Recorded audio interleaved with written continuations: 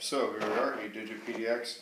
I want to do a little follow-up on a chainsaw review that I started last year.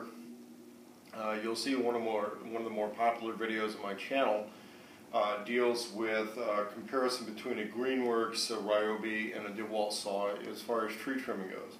In a later couple of videos, I was dealing with the Oregon PowerNow 40-volt cordless chainsaw. It's borderline professional grade, even though it's sold as a homeowner grade saw. It's much more expensive than some of the others, has a more powerful battery, and interestingly enough, the bars and chains are made by the same company, but the one that Oregon Saw sells in their own name is a little bit higher grade unit. It has an Oregon saw, and you'll see in other videos, that there's a self-sharpening device built into the saw for sharpening the chain teeth, but there's nothing else for servicing the bar. And the saw that was loaned to me was used, so I had a used bar. And good ethics in borrowed tools is to return it in serviced condition. So one of the things that happens is that the track on the bar eventually gets wallowed out a little by the chain, even if you use good lube.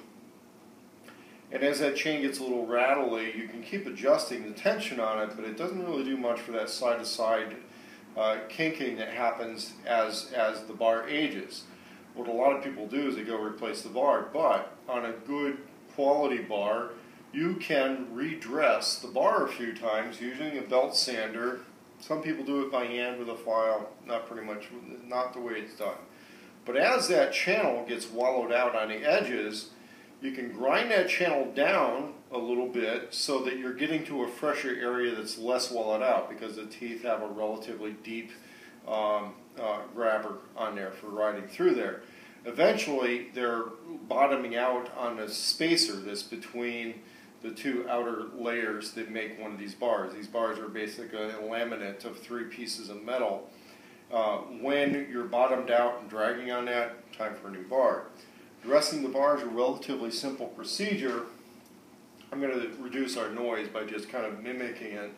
You have a tabletop belt sander, and what we do is we try to keep a very level perpendicular, like a very level 90-degree angle.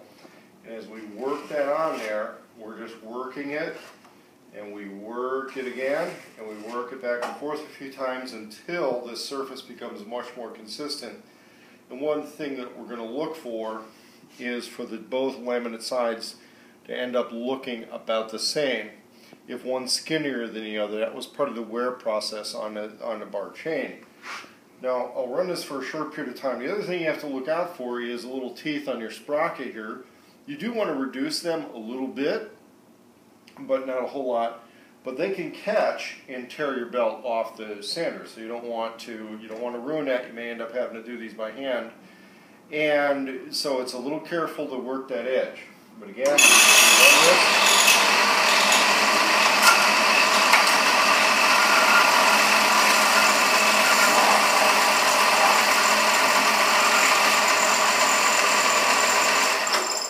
and so as I would run out, again, we got to watch those teeth because it'll catch and dink and do that sort of thing. But that's basically what dressing a bar does to extend the life of a bar on a chainsaw. And pretty much all of your decent quality chainsaw bars you can do that with. Red dot.